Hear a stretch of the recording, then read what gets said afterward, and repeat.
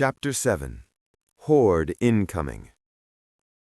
The afternoon sun was a hammer on the red Georgia clay, but in the sliver of shade cast by the hulking beast, it was almost pleasant. This was the calm before the storm, the frantic eye of the hurricane we found ourselves in. The crack of distant gunfire from the creek was a constant, reassuring rhythm. Shane and Bobby putting everyone through their paces, but not everyone was on the firing line. I'd carved out this small patch of ground for a different kind of lesson. Sophia stood before me, her small face pinched with concentration that was both heartbreaking and admirable. Andrea and Amy flanked her, their expressions a mix of curiosity and protective intensity. "It's not about strength," I said, my voice calm, a contrast to the sharp reports echoing in the distance.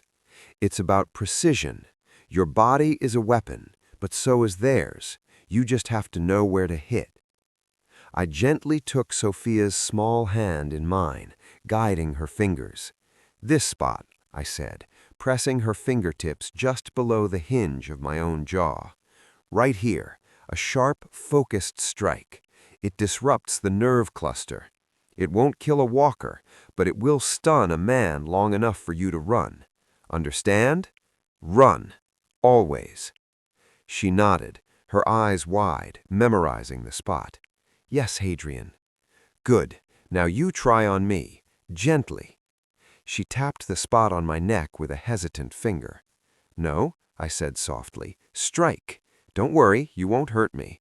You need to know what it feels like to commit." She took a breath, screwed up her courage, and delivered a quick, sharp jab. It was a good attempt for a 13-year-old girl. I let my head jerk back slightly, selling it. "Perfect. That would buy you 3-4 seconds. Now, the inside of the thigh, same principle." We moved through a few more basic, brutal points: the solar plexus, the instep, the groin. Andrea and Amy mirrored the moves, their movements more fluid, more powerful. They were quick studies, their eyes missing nothing. This was for them, too, for all of us. I saw Carl then, lingering near the front tire of the RV, watching us. He'd been doing that a lot lately, hovering at the edges, his father's hat looking too big on his head. He was trying to be a man, but he was still just a boy who'd seen too much. After a few minutes, he shuffled closer. Can you show me that?" he asked, his voice barely above a mumble. "The neck thing?"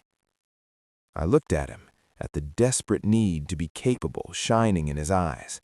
I saw myself in him, in a way, the desire to stop being a liability. "Of course," I said, no hesitation. "Come here." He joined our small circle, standing beside Sophia. I repeated the lesson, guiding his small hands to the pressure points. He was a fast learner, his strikes a little harder, a little angrier than Sophia's. I didn't comment on it. The anger was fuel. He just needed to learn how to direct it. We'd been at it for about 20 minutes, the four of them practicing on each other with careful, controlled taps, when the atmosphere shifted. The air grew cold, and it had nothing to do with the shade. "Carl James Grimes, you get away from there right now!" Lori's voice was a whip crack of maternal fury. She was storming across the yard, her face a mask of fear and outrage. All practice stopped. The distant gunfire seemed to pause for a moment, as if the very land was holding its breath. Carl flinched, his newfound confidence evaporating. "Mom, I don't care what you were just doing," she snapped, grabbing his arm and yanking him back from our group as if we were contaminated. She turned her fury on me, and it was breathtaking in its intensity. "What do you think you are doing? Teaching children how to maim people?" "I'm teaching them how to not be victims, Lori," I said, keeping my voice level, though a cold anger was beginning to simmer in my gut. "There's a difference." "They are children!" she shrieked, her voice rising, drawing every eye in the camp. Guillermo's men on watch turned. People filtering back from the creek with their new rifles stopped to stare. You're not their parent. You're a boy. We shouldn't be listening to you. We shouldn't be following you. You're going to get us all killed with this soldier fantasy." The accusation hung in the air, toxic and stupid. I saw Rick break away from a conversation with Dale and start hurrying over, his face alarmed. "Lori, that's enough," I said, my voice dropping into a colder register. "Step away now." "Don't you tell me what to do. This is insane. Rick, tell him. This is not what we do. We don't give guns to everyone and teach kids to fight. We find somewhere safe. We hide. We wait for help." Rick reached us, putting a hand on her shoulder. "Lori, stop it. Not here." She shook him off, her focus entirely on me, a torrent of pent-up fear and frustration finally breaking loose. "Why are you listening to him? Look at him. He's a child. My son is not going to be one of your little soldiers." That's when Andrea stepped forward.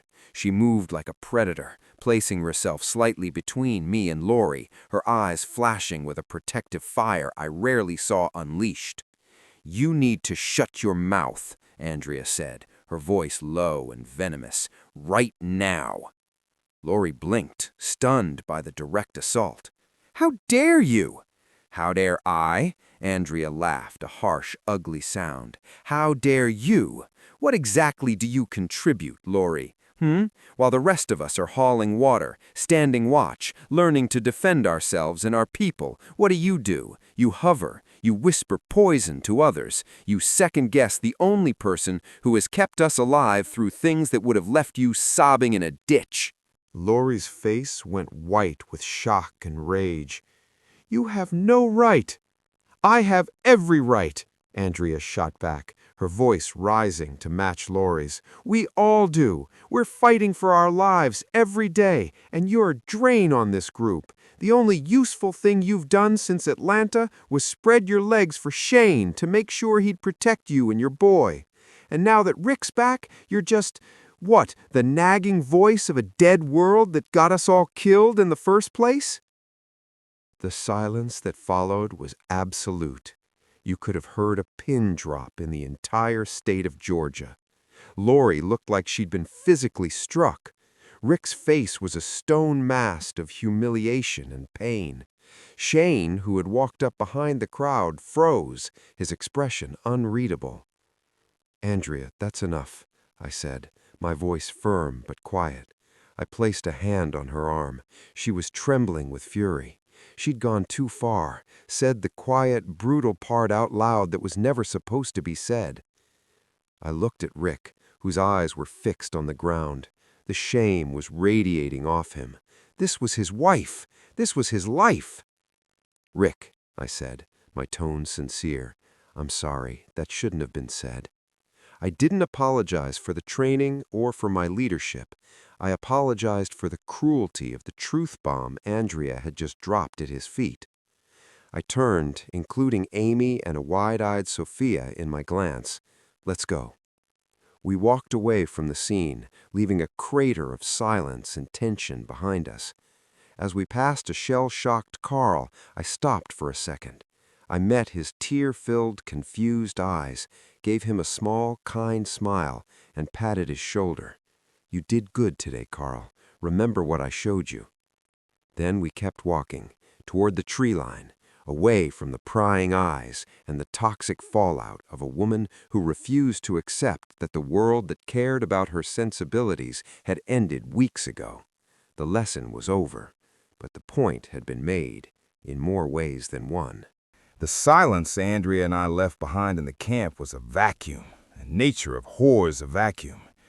Ours was filled not with peace, but with a tension so thick you could taste it on the air, a metallic tang of rage and shame.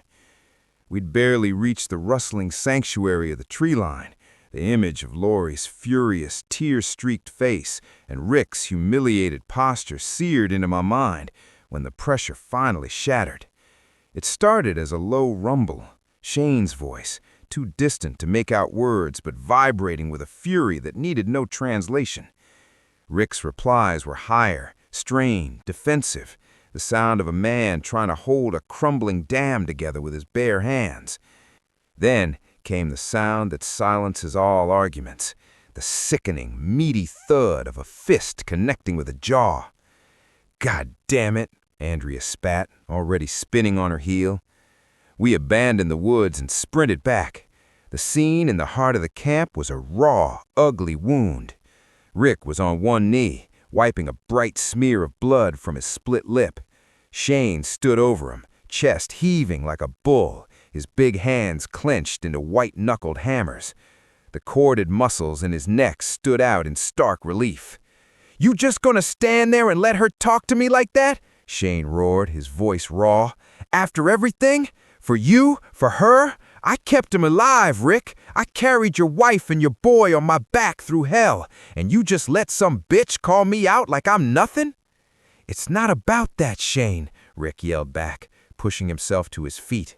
His eye was already puffing up, a nascent purple bloom beneath the skin. "This isn't the time or the place.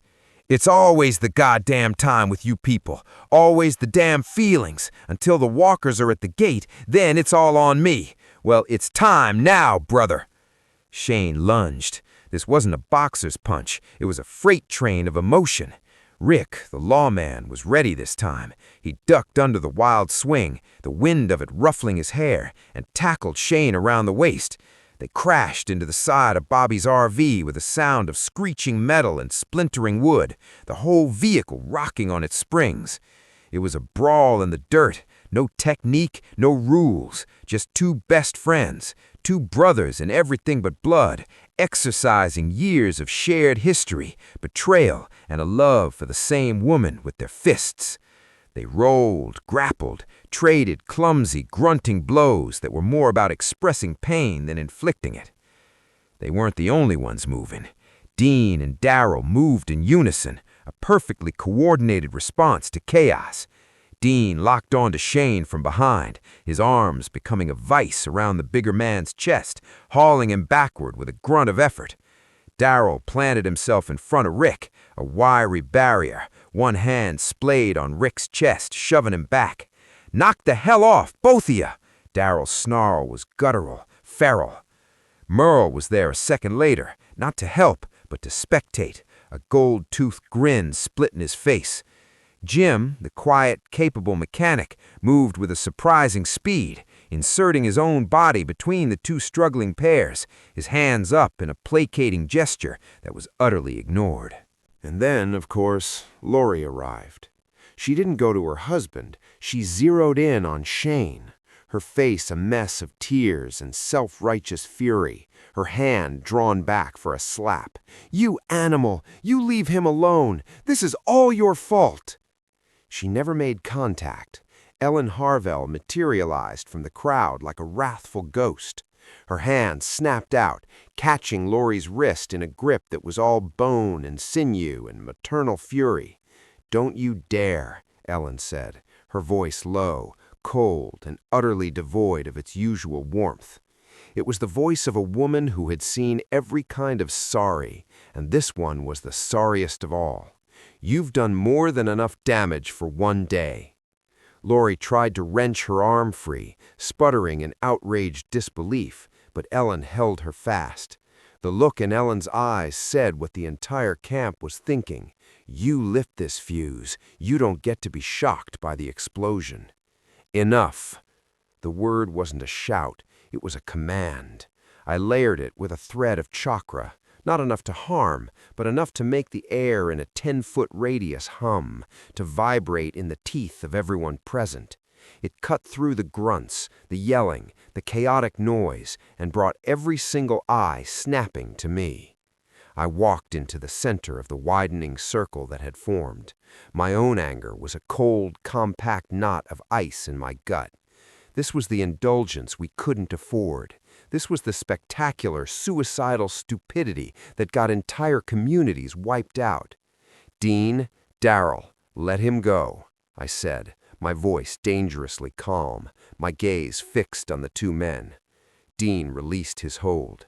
Shane stood there, chest still heaving, his glare a toxic mix of rage and a bewildered pain he couldn't articulate.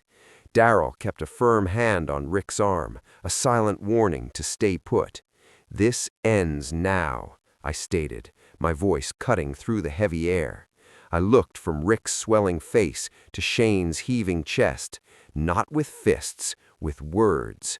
"You two have a sickness between you, a rot, and it's spreading through this entire group, poisoning everything we're trying to build. We are going to cut it out, right here, right now, in front of everyone." I turned to the assembled, horrified crowd. "Everyone, circle up, now!"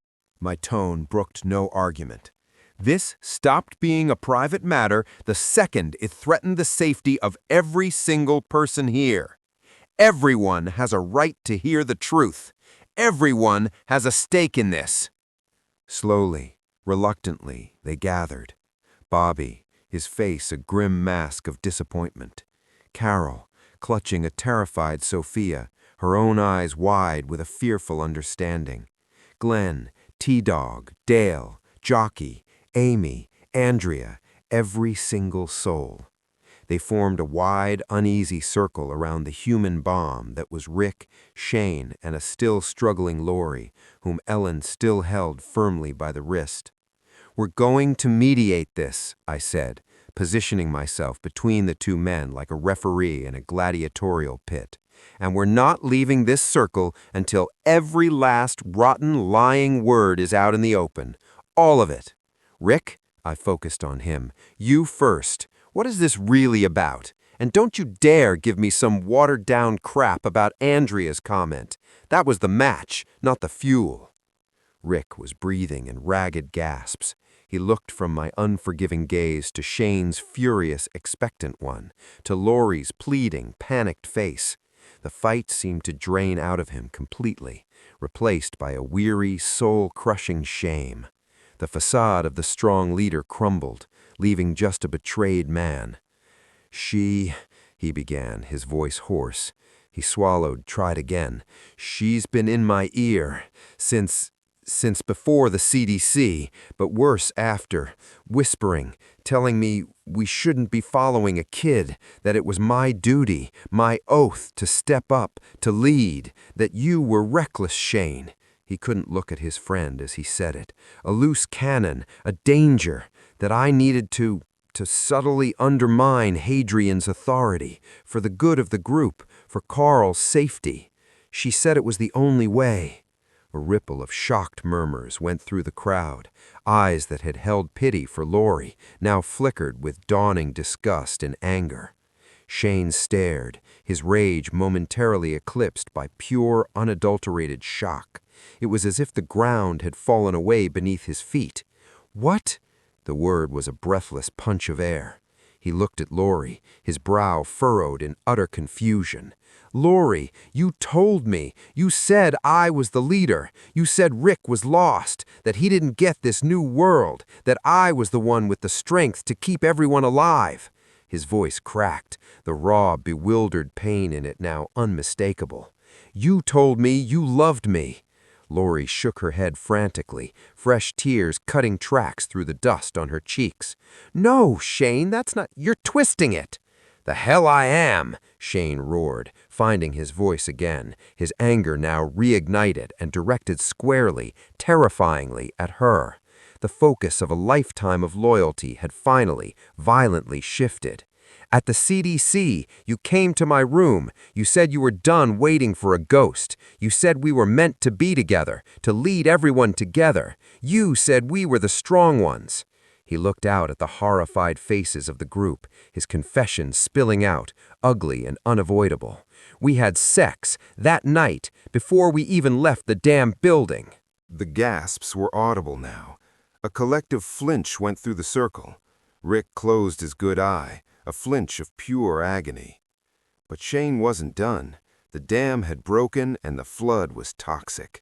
"And you're pregnant, aren't you? You told me you were late. You were happy about it, said it was a sign. You said it was ours. Now you're what?" He let out a harsh, broken laugh that was devoid of all humor. "Passing it off as his?" He thrust a trembling finger toward Rick. The final, hideous piece of the puzzle slammed into place for everyone. the manipulation, the playing of both sides against each other, the desperate, calculating attempt to control the narrative, to secure her own safety by keeping both her husband and her protector on a string, no matter the cost to them, to the group, to anyone else. The silence that fell was absolute, and heavier than any noise. The truth, naked and ugly, hung in the air between them all. Rick opened his eye and looked at Lori. For the first time, there was no love there, no hurt, just a cold, empty void of utter betrayal. "Is it true?" he asked, his voice hollow, the sound of a man reading the last rites. "Any of it? All of it?" Lori couldn't even speak. She just stood there, sobbing, utterly exposed and defenseless. Her silence was the most damning confirmation of all. Rick nodded slowly, as if confirming a terrible truth he'd known in his gut for a long time. He looked at Shane, and the anger between them seemed to have evaporated, replaced by a shared, devastating understanding of the woman who had played them both against each other. They were both victims of the same lie. "The baby's yours, Shane," Rick said, his voice flat, factual, a sheriff stating the evidence. We haven't been together since before the coma. It's not possible." He turned his back on Lori, addressing the entire group, his voice gaining a sliver of its old strength, but it was a strength born of severance, not unity. "From this moment on," he declared, his gaze finding Carl, who stood crying silent, confused tears by the RV. "My only priority is my son, Carl. That's it. Nothing else matters." He looked at me, then at Shane, a grim, weary understanding passing between the three of us. The fight was over. The real enemy had been identified, and she wasn't a walker. The group's reaction was immediate and unanimous. There were no shouted insults, no thrown stones. It was worse. It was a collective, silent turning away. Eyes averted in disgust, backs turned in judgment. The circle broke up without a word, people drifting back to their tasks, their faces hard.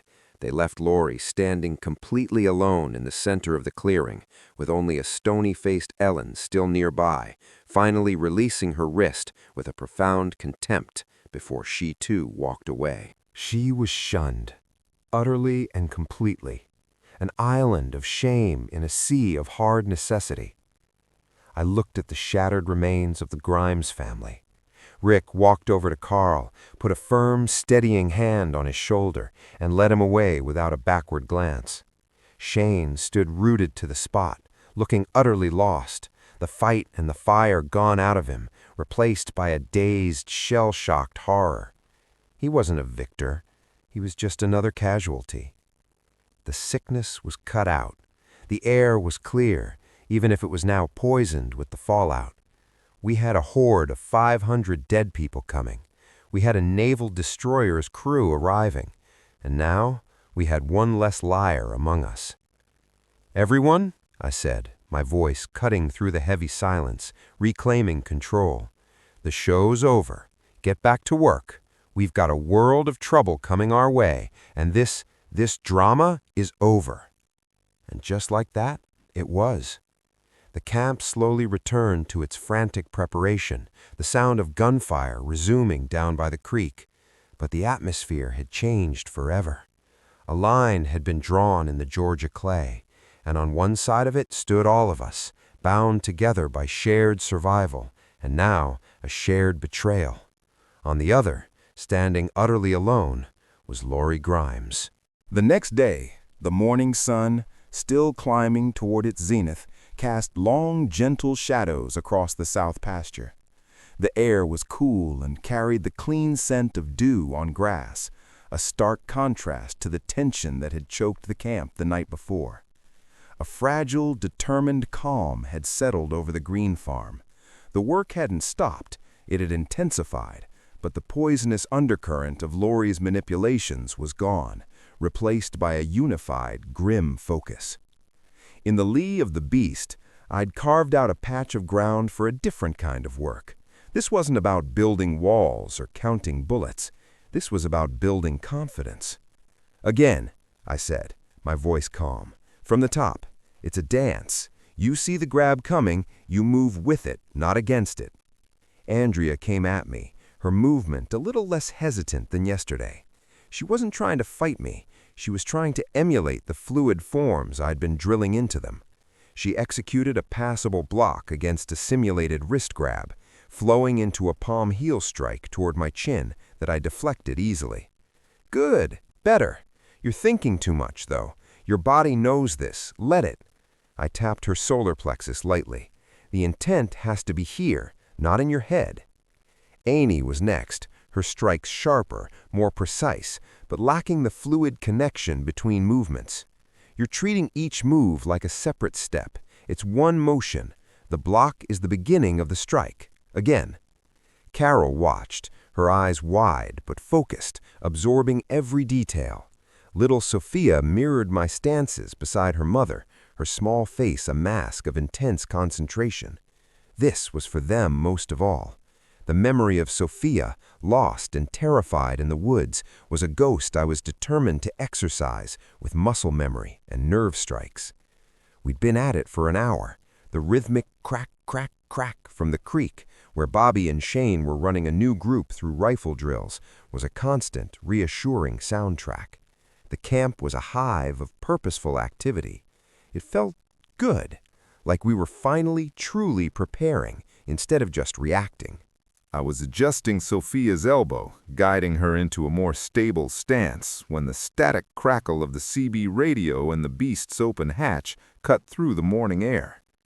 "Scout 1 to home plate. You read me? Over." It was Dean's voice, but the usual lazy drawl was gone. It was tight, clipped, all business. I moved to the hatch and grabbed the mic. "Home plate reads you loud and clear, Scout 1. Go ahead. Over." The brief pause on the other end told me everything. The news wasn't good. "We're at the Overlook, about 2 miles east of the highway graveyard," Dean's voice came back, laced with a grim tension. "We've got eyes on the Horde. Hadrian, that Horde ain't 500 no more." A cold knot tightened in my stomach. Andrea and Amy stopped their practice, turning to listen. Carol put a protective hand on Sophia's shoulder. "Copy that, Scout 1. Give me a number."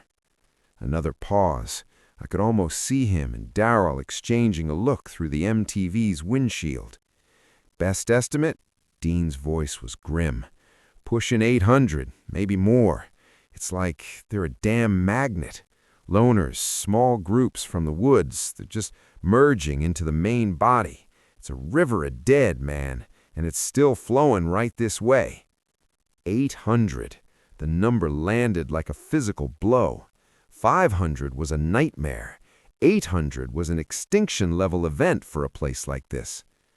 "What's their speed? How long we got before they get here?" "Slow, thank Christ. They're bogged down in the trees north of the highway now, but they're consistent. I'd say they hit the outer fields by this time tomorrow, maybe sooner if they find a clear path. Over." "Tomorrow? We had until tomorrow." "Copy that, Scout 1. Good work. Stay on station for another hour, then fall back. I want a full report, and stay sharp."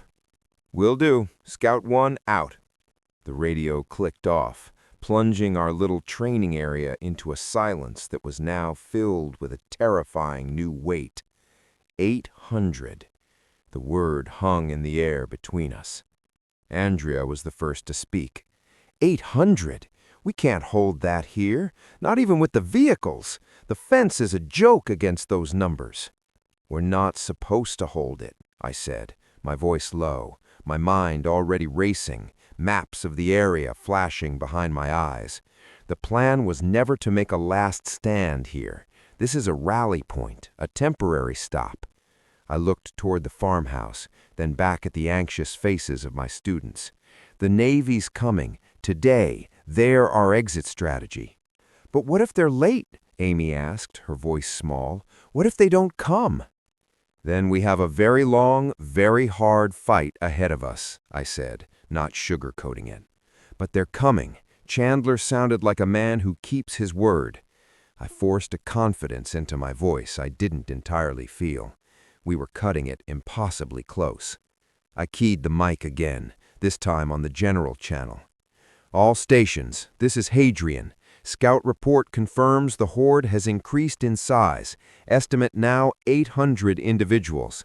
The time until they reach us remains approximately 24 hours. All preparations are to continue with urgency. Stay alert. I didn't need to say more. The increased tempo of activity around the camp was immediate. The gunfire from the creek became more rapid, more urgent. Guillermo started barking orders in Spanish to his men, pointing toward reinforcing the school bus's position. I looked down at Sophia. Her bottom lip was trembling slightly, but she was trying so hard to be brave. I knelt in front of her. "Hey," I said softly, "remember what I told you? It's not about strength, it's about being smart. That number out there, it's just a number. It's scary, but we're not going to fight it head on. We're going to be smart. We're going to be ready to move, okay?" She nodded, a single jerky motion. "Okay, Hadrian." I stood up, meeting the gazes of Andrea, Amy, and Carol. The fear was still there, but it was being masterfully dissipated by a steely resolve. "The lesson's over," I said. "Andrea, with me. We need to check on the fuel status and make sure the heavy vehicles are prepped to move at a moment's notice. Amy, Carol, get with Jacques. Triple-check the supply trucks. We need everything stored and secured so that we don't forget anything when it's time to leave." They moved without question, a unit now, bonded by shared fear and shared purpose. The news of the 800 was a dark cloud on the horizon, but it also had a clarifying effect. There was no more room for doubt, for hesitation, for personal drama. There was only the plan, the group, and the desperate, unwavering hope that a warship's crew would come sailing out of the Georgia pines right on schedule. We had 24 hours. The clock was ticking, louder than ever. The sharp, percussive crack of rifle fire was a constant rhythm against the backdrop of the gurgling creek. It was a sound of order, of progress, and Sam Winchester found a certain grim satisfaction in it. He stood slightly apart from the main firing line, his arms crossed, his keen eyes missing nothing. Bobby and Shane were running the drills with a brutal efficiency that had stripped away the last vestiges of complacency. The news of the swollen Horde, 800, a number that made Sam's stomach clench, had transformed nervous learners into determined students. "Sight picture. Don't jerk the trigger. Squeeze it. It's a lover, not an enemy," Bobby bellowed at a trembling Jacques. She flinched but nodded, reloading her M9 with shaking hands. Shane moved down the line like a caged panther, his own recent humiliation and rage channeled into a fierce, focused instruction. "You, Miguel, buttstock tight into the pocket of your shoulder, unless you want it to knock your damn teeth out." Miguel, Felipe's 15-year-old cousin, more accustomed to working on cars than a dirt shooting range, hurriedly adjusted his stance. Sam's role was the calm in their storm. He moved to those who were overwhelmed, the ones whose fear threatened to paralyze them. He spent 10 minutes with Otis, the big man's hands better suited to handling hogs than delicate firearms, showing him how to steady his breathing, to find the natural pause between heartbeats. "It's okay," Sam said, his voice a low, reassuring rumble. "It's not about being a hero. It's about making the shot count. One less of them is one more breath for us." He saw the effect of the previous night's drama on everyone. It was in the way people deliberately turned their backs when Lori emerged from the farmhouse to use the outhouse, her head bowed, a pariah in her temporary home. It was in the new hard set to Rick's jaw as he oversaw the fortifications, his interactions with Carl now fiercely protective, a bond reforged in the fire of betrayal.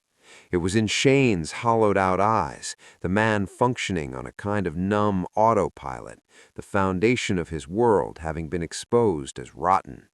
But it was also in the newfound unity. There were no more sidelong glances, no whispered doubts about Hadrian's leadership. The choice had been made, violently and publicly. They were all in this together now, sink or swim. Jess moved along the line behind Sam, distributing bottled water and words of encouragement. She paused beside him, her hand finding his. "They're getting better," she murmured, her gaze following a young Vatos, Miguel, who finally managed to put 3 rounds in a respectable grouping on a paper target tacked to a pine tree. "They have to," Sam replied quietly, squeezing her hand. He looked toward the tree line, his senses straining. 800. Even with all this, it's a hell of a lot. "We'll manage," Jess said, with a faith that seemed to emanate from her very core. "We have to." The distant roar of an engine, different from the familiar grumble of their own vehicles, cut through the shooting. It was deeper, throatier, a diesel symphony of multiple engines. All firing ceased. Every head turned toward the sound, coming from the farm's main access road. "Scout 1, this is home plate. Is that you, coming up the main road to the farm?" Hadrian's voice came over the CB on Bobby's hip, calm but urgent. A burst of static, then Darrell's gruff response. "It ain't us. We're still east. Sounds like company." Hadrian's next command was for everyone. "All units, battle stations, hold fire. Repeat, hold fire, but be ready." The camp erupted into controlled chaos. People dropped from vehicles, taking up pre-assigned defensive positions behind engine blocks and sandbag emplacements. Automatic rifles were raised, safeties clicked off, suppressors on. The air, once filled with practice shots, was now thick with a palpable, lethal tension. Sam, Bobby, and Shane instinctively formed a knot at the center of the defensive line, their eyes fixed at the gate. Rick joined them, his Colt Python held low and ready. Then they saw them. A line of vehicles emerged from the dust-clouded road, rolling into view with a menacing professional grace. 2 Gurkha MPVs, their angular armor scarred and dusty, led the way. Behind them, Humvees with mounted 50 cals, their gunners scanning the surroundings with a chilling professionalism. The vehicles were packed with people in tattered naval uniforms and civilian gear, their faces gaunt, their eyes hard with the same haunted look Sam saw in the mirror every day. This wasn't a rescue party. This was a shipwrecked crew that had fought its way to shore. The lead Gurkha rolled to a stop just inside the gate. The passenger door opened, and a man stepped out. He was in his late 40s, with the weathered, commanding presence of a man born to lead.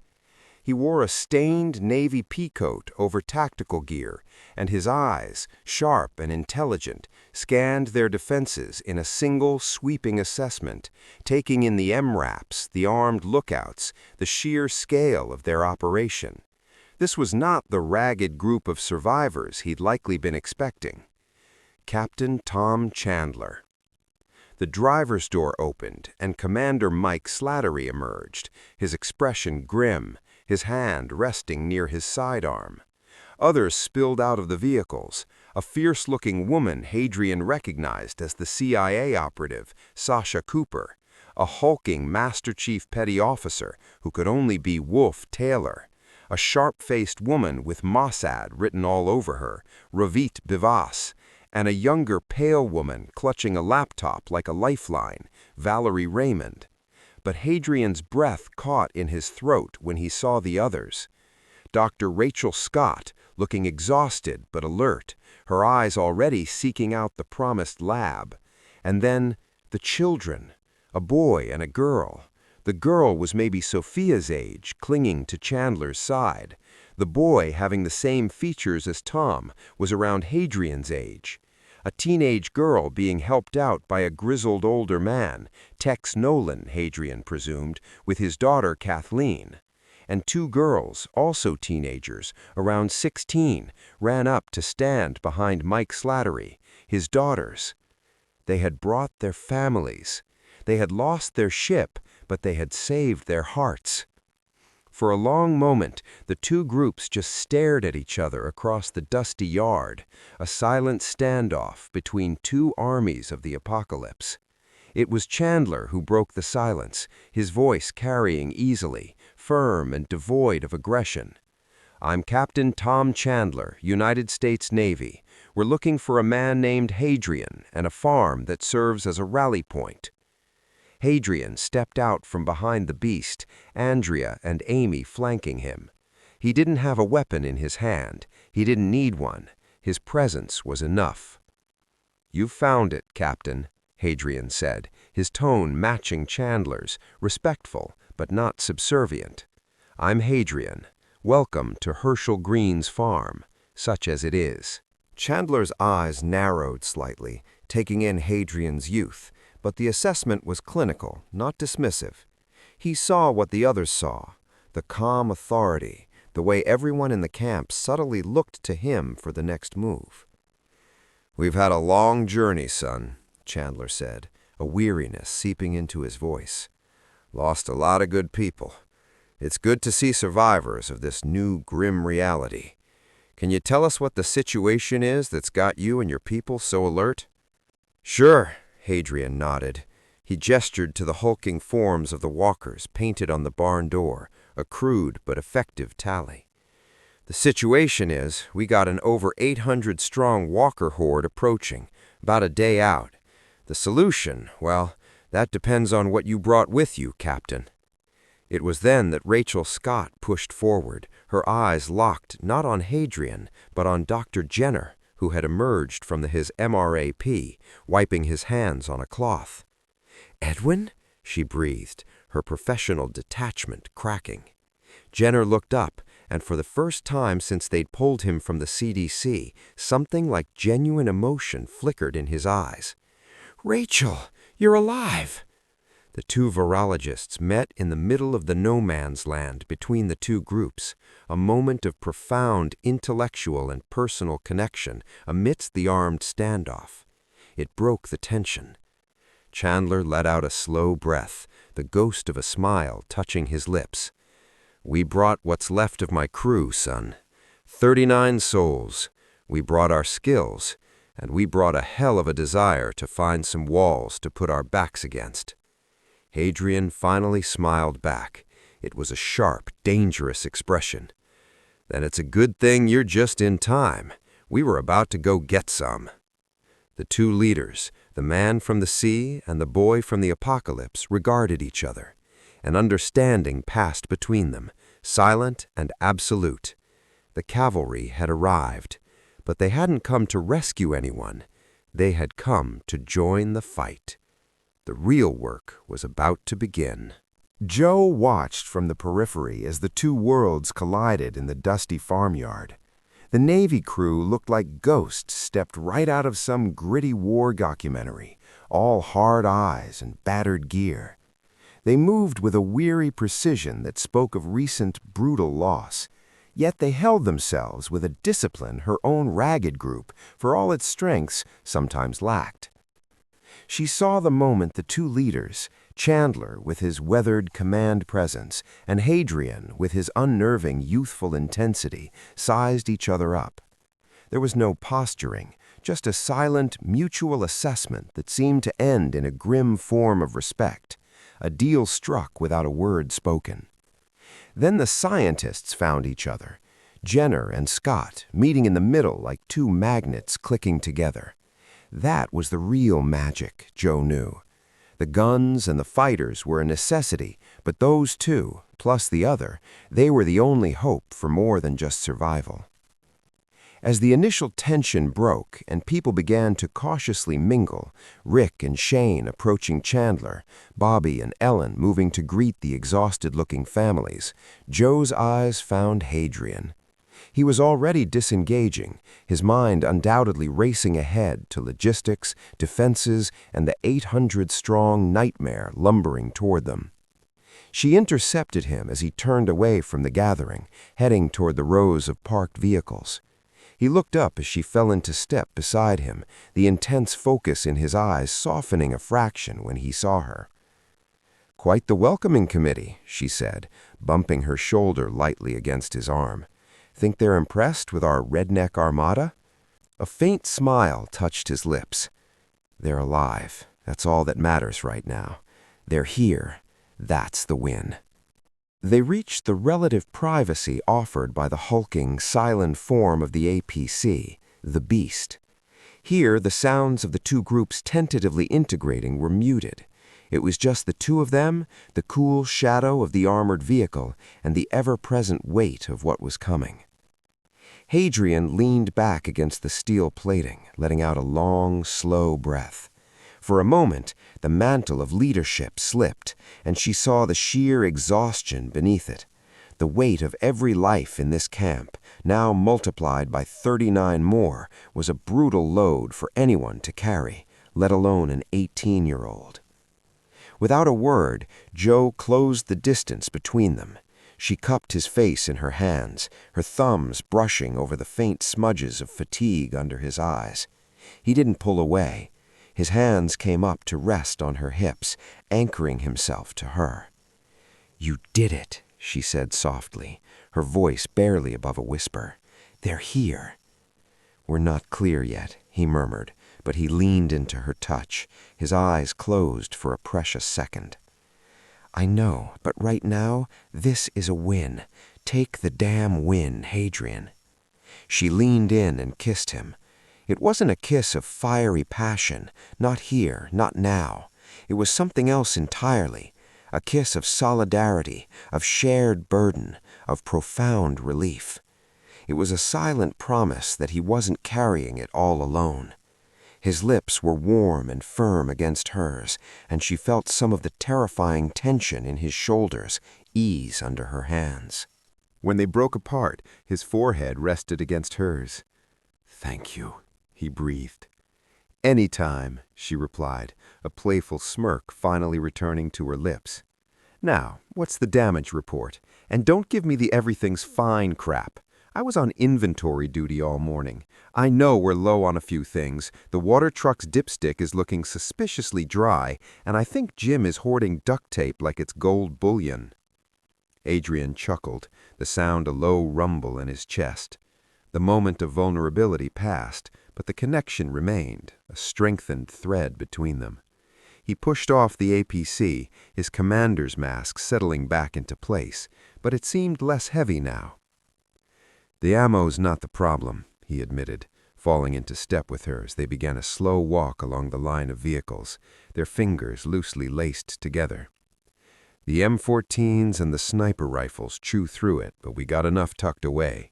Everyone should get an M4 or something else, and a sidearm and knife." Joe nodded, committing it to memory. "I'll talk to Bobby and Shane, make sure they know." "The water truck's got enough to get us to the prison if we're careful," his eyes scanning the vehicles as they walked, checking tire pressure, fuel caps, anything out of place. "The bigger issue is the fuel for the generators at the prison, if they're even there. If not," he trailed off, but the implication was clear. No power meant no lights, no pumps, no refrigerated meds. "We'll cross that bridge when we incinerate it," Joe said, her tone dry. "What about the new guests? They look like they've been through a meat grinder." "They have," Hadrian said, grimly. "Chandler gave me the highlights. Their ship, it's gone. Lost most of their crew to an outbreak on board. They're running on fumes and grief. But they're here. They've got trained weapons officers, medics, engineers. It's a game changer, Joe." He stopped walking and turned to face her, his expression deadly serious. "But it also means 80 more mouths to feed, more bodies to protect, and more personalities to integrate. We're not a big family anymore. We're a small town, and our town is about to be hit by a tsunami." Joe squeezed his hand. "So, we battened down the hatches. We've got the walls, we've got the guns, now we've got the sailors, and we've got you."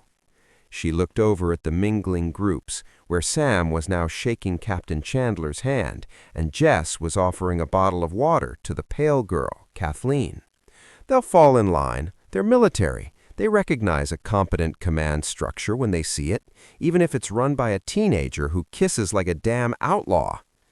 Hadrian finally laughed, a real, genuine laugh that crinkled the corners of his eyes. It was a good sound, a rare one. "You're impossible." "You love it," she shot back, grinning. His smile softened. "Yeah," he said, his voice quiet again. "I really do." The moment was broken by the sound of raised voices near the water truck, one of Chandler's sailors and one of Guillermo's vatos arguing over placement. Hadrian's focus snapped back to the present instantly. "Duty calls," Joe said, releasing his hand. "Go be the boss. I'll go sweet-talk Jim out of his duct tape stash and see if I can find some more ammo hiding in one of these damn trucks." He gave her a grateful look, a silent thank you for the moment of respite, for the grounding, for the partnership. Then he was striding toward the brewing argument, his voice calm but firm as he... Joe watched him go, her heart aching with a fierce, protective pride. Then she turned toward the cargo trucks, her own mission clear. They had a town to fortify, and she'd be damned if she'd let her man down. The dust from the Navy's arrival hadn't even begun to settle before the clock in my head started screaming.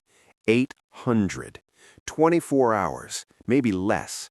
The math was simple and brutal. This farm was a death trap. The Greene place was a beautiful dream, but we'd woken up to a nightmare. I found Rick first, his face still marked from the fight, but his eyes clear now, focused on survival. "Get everyone who matters, our people and theirs, now, by the beast." He didn't ask questions. He just nodded and moved, calling out to Shane and Glenn. I spotted Captain Chandler deep in conversation with a weary-looking Dr. Scott and a woman I presumed was Dr. Quincy. "Captain," I said, my voice cutting through their discussion, "we need to talk, all of us, right now." Chandler turned, his assessing gaze taking me in. He saw the urgency, and to his credit, he didn't balk at being summoned by someone half his age. He just gave a sharp nod. "Lead the way." Within 5 minutes, we had a war council assembled in the shadow of the APC. It was a mix of old and new, a collection of the toughest, smartest, and most capable survivors I'd ever seen crammed into one patch of Georgia dirt. For my group, Rick, Shane, Darrell, Dean, Bobby, and Merle. Dean and Darrell had just rolled in, their faces grim with the fresh memory of the swelling horde. From Chandler's crew, the man himself, Commander Mike Slattery, a man who looked like he chewed nails for breakfast, Chief Petty Officer Wolf Taylor, a mountain of muscle with cold, watchful eyes, Lieutenant Robert Bivas, whose sharp gaze missed nothing, the Lieutenant Carlton Burke, Master Chief Russell Jeter, Lieutenant Kara Foster, and of course, Dr. Rachel Scott and Dr. Maria Quincy. Lieutenant Danny Greene stood with them, looking anxious but determined. "This is it," I began. No pleasantries, no welcome speeches. Time was a bullet, and we were in its path. "Dean, Darrell, tell them what you saw." Darrell spat on the ground. 800, easy, maybe more. They're slow, getting tangled in the woods north of the highway, but they ain't stopping. They'll be sniffing at this fence by tomorrow afternoon. Dean nodded, his usual levity gone. "It's a tidal wave, Captain. And this place?" He gestured around the pastoral farm. "It's a sandcastle." I let that sink in for a beat, watching the faces of the newcomers. I saw the shock, the dread, but also a hardened acceptance. These were people who had already stared into the abyss. "Staying here is suicide," I stated, the words flat and absolute. "We can't dig in, we can't hold that perimeter, so we're not going to." I unfolded a creased map on the hood of the beast, my finger stabbing a location south of our position. "We're going here, the Georgia State Correctional Facility." A wave of reactions went through them. Shock from the Navy crew, grim nods from my people who'd already heard this crazy plan. "Prison?" Slattery was the first to speak, his voice laced with skepticism. You want to hole up in a damn prison? Those places were hellholes before the dead started walking. It'll be a nightmare in there." "It's a fortress," I countered, meeting his gaze without flinching. "High concrete walls, multiple fences, guard towers for overwatch, internal courtyards, a generator building, a water tower, an infirmary, and a kitchen. It's designed to keep people in. Now we're going to use it to keep them out."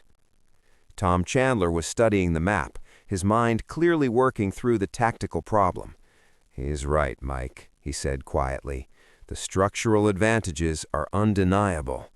But the risks," he looked at me, "the interior could be a death trap. We have no intel on the internal condition."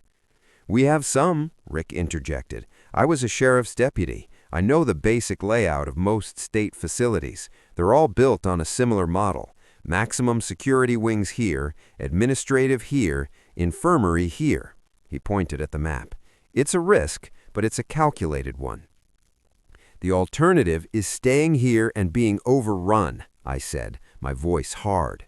"This isn't a debate about comfort. It's a choice between a fighting chance behind 20-foot walls and a massacre in an open field." The two doctors, Scott and Quincy, were whispering fervently. Finally, Dr. Scott looked up. "The medical facilities alone make it worth the risk," she said, her voice firm with scientific conviction. "If the infirmary is even partially intact, it could have equipment we can use, sterile environments. This could be the difference between a research outpost and a true lab." Master Chief Jeter, a man who looked like he'd seen every kind of combat, rubbed his chin. "Defensible terrain, clear fields of fire. Yeah, I like it better than this pretty little death trap." Wolf Taylor just grunted, a sound that seemed to signify approval. Ravit Bivas gave a single sharp nod. "It is a strong position, if it can be taken." The consensus was forming. It was swift and brutal, forged in the fire of immediate necessity. Chandler looked at his core team, Slattery, Jeter, Burke. A series of almost imperceptible nods passed between them. This was their language, weighing options, assessing risk, making a command decision.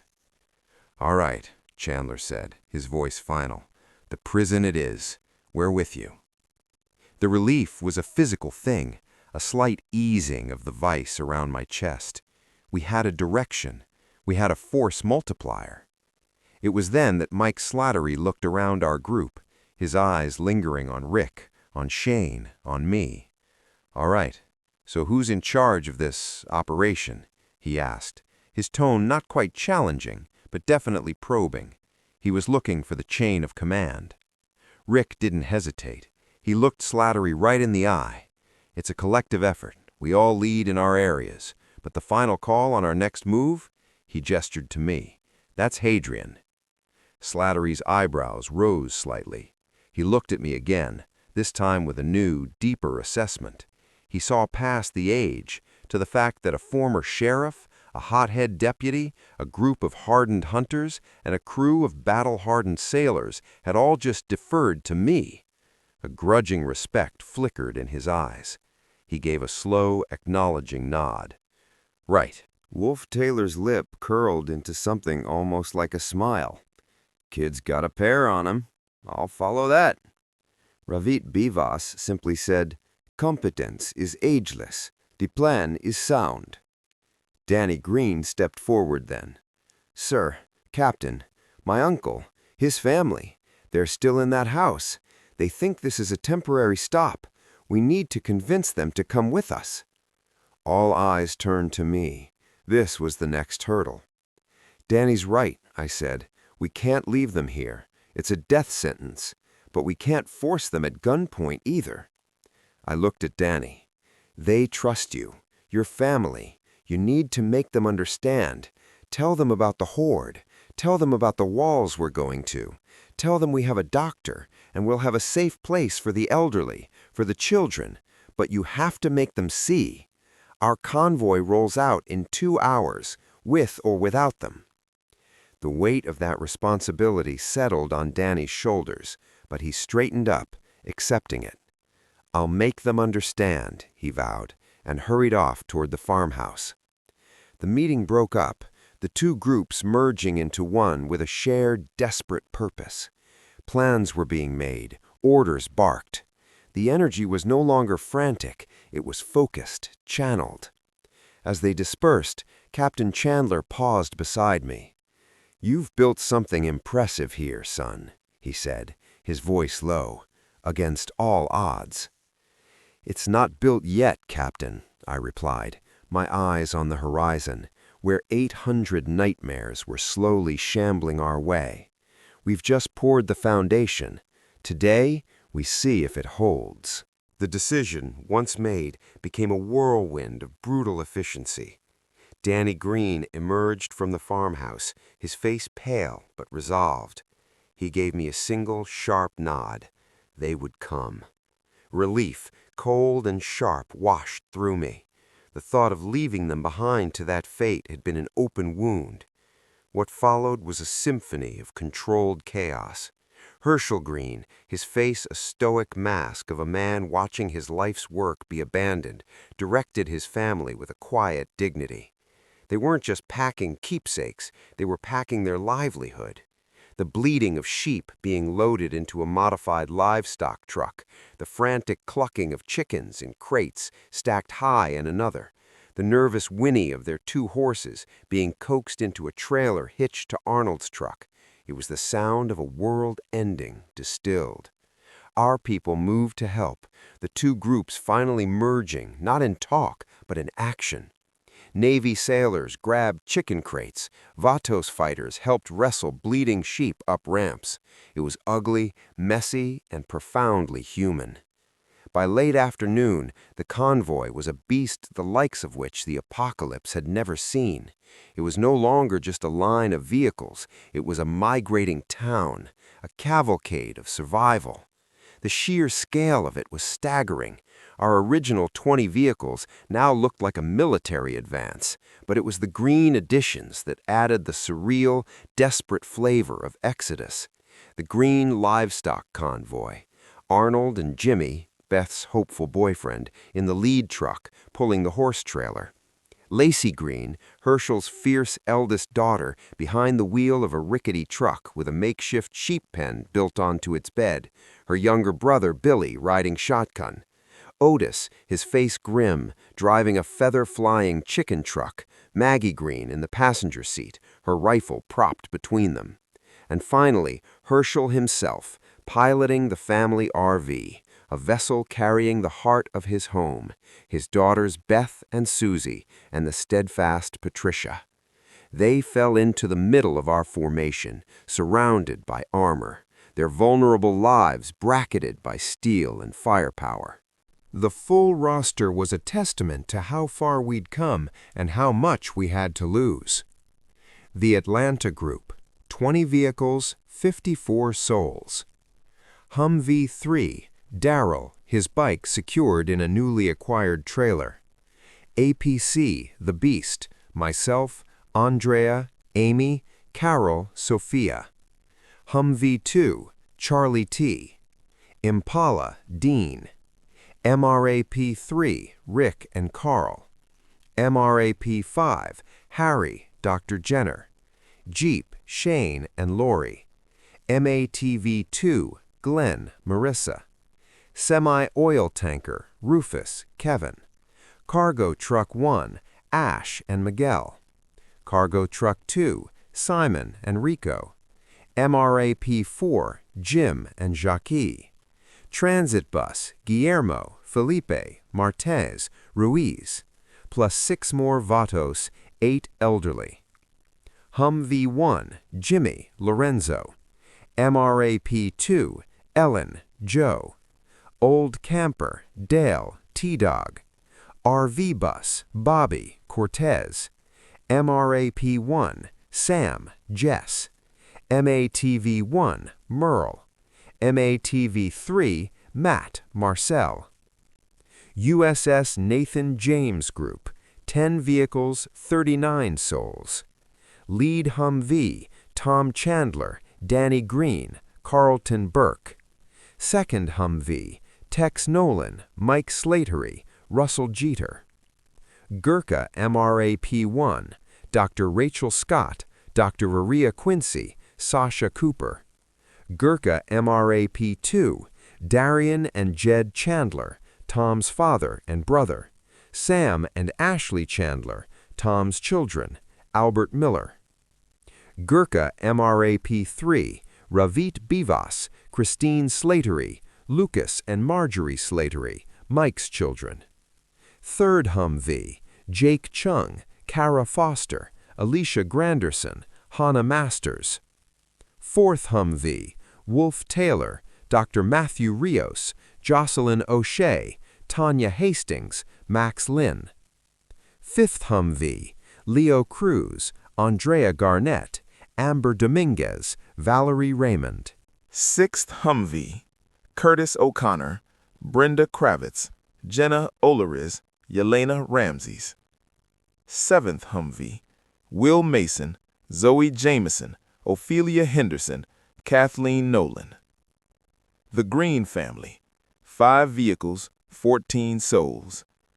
Truck and horse trailer, Arnold Greene, Jimmy. Sheep pen truck, Lacey Greene, Billy Greene. Chicken truck, Otis, Maggie Greene. The family RV, Herschel Greene, Beth Greene, Susie Greene, Patricia. Pickup truck, various farmhands and family friends. Total convoy, 35 vehicles. Total souls, 107. 107 lives. My responsibility. I stood on the hood of the beast one last time, the late afternoon sun casting our long shadows ahead of us, toward the south, toward the prison. Listen up! My voice, amplified by the calm I forced into it, carried over the idling rumble of diesel engines and animal noises. We move now. We move fast. We stay tight. The road is ours. Anything that gets in our way, we go through it. Watch your spacing. Watch your corners. Protect the livestock vehicles. Protect the buses. This isn't a drive. It's an assault.